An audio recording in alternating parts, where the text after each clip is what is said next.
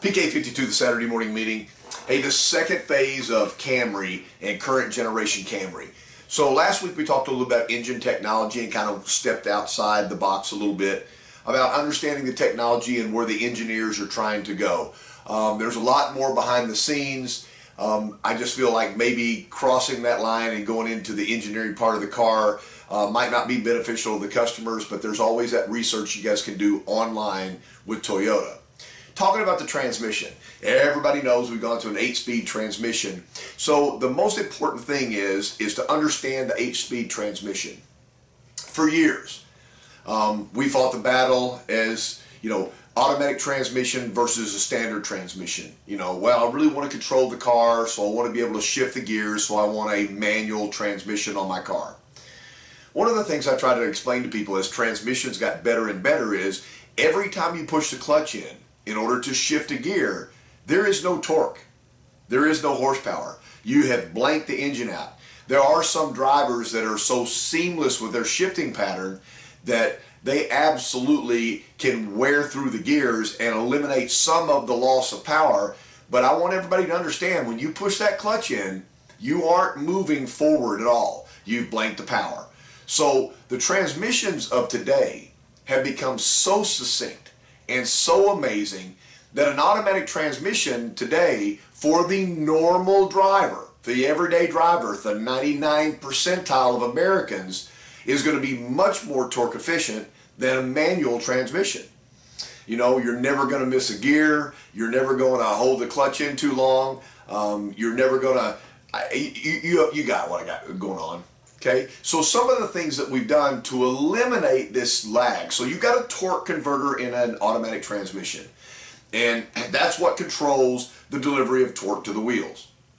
All right, so the torque converter is a spinning device that does its own internal clutching. So some of the things that happen in an automatic transmission is you lose some power between gears. That's why people wanted a manual. But what we've done from gears 2 through gears 8 now in the Camry, both the 4-cylinder and the 6-cylinder, is that there is a lockup device. So if you're moving through the gears, so the gears have no ability to be able to lose power through the torque converter because they're locked in, second, third, fourth, fifth. So now we've made this automatic transmission even more efficient. And I want to go old school with you for a while. ECTI, electronically controlled transmission, and anytime Toyota puts a small I on it, that means it's a transmission that can think. What does it think about? The throttle is electronic, so it knows your intent. If you're driving extremely slow through traffic or through a neighborhood, then the computer is talking to itself and it's saying, hey, there is not a demand of a lot of power right now. And so what it tries to do is it tries to maximize fuel efficiency through the shifting of the 8 speeds. That does that automatically. It's an electronic system. If you hammer the throttle, well, immediately the entire computer system knows that you've asked this car to do everything it can to go 0 to whatever or 20 to whatever as fast as possible. And the transmission recognizes that and it selects the proper gear with the lockup device, and bam, you're through the gears. It also has the ability to memorize the driving habits of the main driver. Somebody's grandmother buys a Camry and she buys a V6 because she comes from the days of the V8 and she doesn't want a 4-cylinder. Well, she's going to drive to bingo every Wednesday night and she's going to creep down the back roads and run 18 to 22 miles an hour. The transmission has the ability to realize the normal driving pattern in this specific car is going to be heading to bingo during the middle of the week. And so the transmission shift pattern is going to lag a little bit, a longer shift pattern, so what happens is it can go through the gears slower, or it can gear itself up to maximize fuel efficiency. You don't have to worry about that. Have your grandmother buy a Camry and the Camry will take care of her. There's also people that leave about 10 minutes late to work and try to arrive to work 10 minutes early.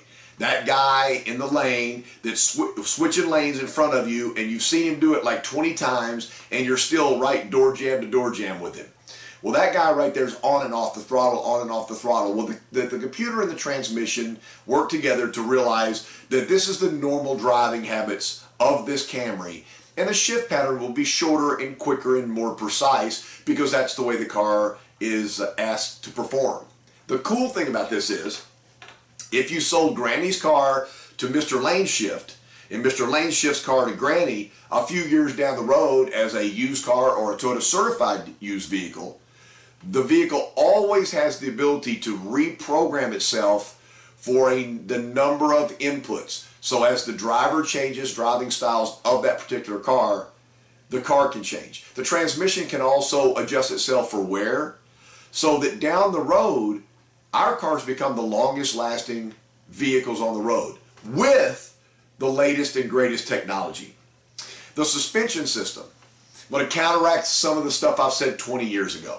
And if you guys knew me 20 years ago, you've heard me say the opposite. We've always put double wishbone suspension all the way around our passenger cars because the amount of vertical flex. So the more vertical flex that you can have in a suspension, then the smoother the ride's going to be. But as the new culture and the new platform and the new Toyota has come on the scenes, we've moved away from that car that maybe not had that cutting edge styling on it, that had the greatest ride out there, so comfortable, bulletproof, lasts forever, and we're attacking a youthful market. Look at the design of the new Camry. Look at the power plant of the new Camry with the V6 featuring 301 horsepower. Looking into suspension, if you knew me 20 years ago, then you knew that I'm about to say the exact opposite of what I said 20 years ago. Toyota and our passenger cars have always looked for ride comfort. And some of the magazines have treated us pretty unfairly by saying, you know, the car's not a sporty ride. Well, for years and years and years, we used McPherson strut suspension on all four heads, all front and rear, so that we'd have more vertical flex of the suspension, which smoothed out the ride. Commuter car, family car, driving on the highway, driving in the city, potholes, bad roads. We wanted to make sure the car was as smooth as possible. Biggest problem with McPherson struts all the way around is because of the vertical flex, there's a lot more body roll. And the magazines out there treated us pretty unfairly because we weren't building a Camry to put on a racetrack, but somewhere down the line, you know, in these big car magazines, they wanted to talk about a car that was really good and efficient on the track when Dad and Mom really never ever put the car on the track. So you know my battle back in the day. Now, with the new technology and the market we're going after, we are trying to go after a younger market. We want more driving dynamics in the car. So in the suspension of the Camrys, we've stayed with McPherson struts in the front of the suspension. That gives us a more vertical flex. It's a little bit more compassionate for bad roads, potholes, railroad tracks. You know, your neighborhood hadn't gotten taken care of from the last big snowstorm last year. And we still got that ride quality. But on the rear, we've gone double wishbone. Couple of things that happen. Double wishbone's a smaller, more compact suspension. You get more room in the trunk, more passenger room, so it gives us more space in the back.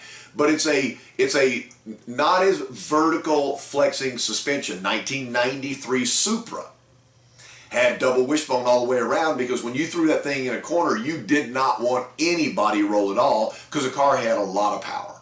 So the same thing we're looking for in a 301 horsepower V6. I want a driver's car. So I want less body roll in the car, and what we've done with the double wishbone in the back is taking care of that. Problem is it harshens the ride. So on my commuter ride to work every day, I'm going to pick up some harshness. So there's some saturation valves that they built into the suspension that recognizes that you're not driving the car at peak driving performance on curves and really demanding the most out of the suspension, and it can bleed some of the pressure off of the double wishbone suspension to give me that smooth ride.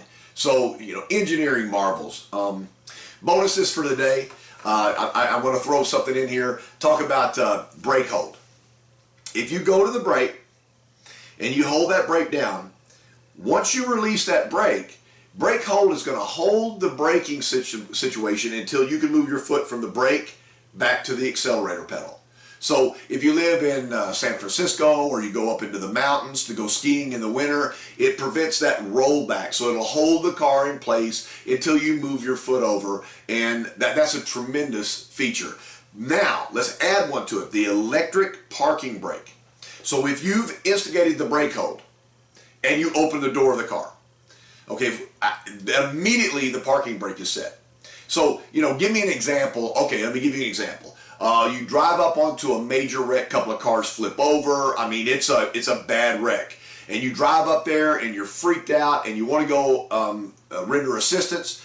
You leave the car and drive. You open up your door of your car. Parking brake is set. If you take your seatbelt off while brake hold is on, parking brake is set. If you're in traffic, and I've been to California before, you guys can't trick me here, and you're sitting in the same spot for over 3 minutes, the parking brake is set. How you override that is simply go to the accelerator. Just some really, really cool, innovative stuff.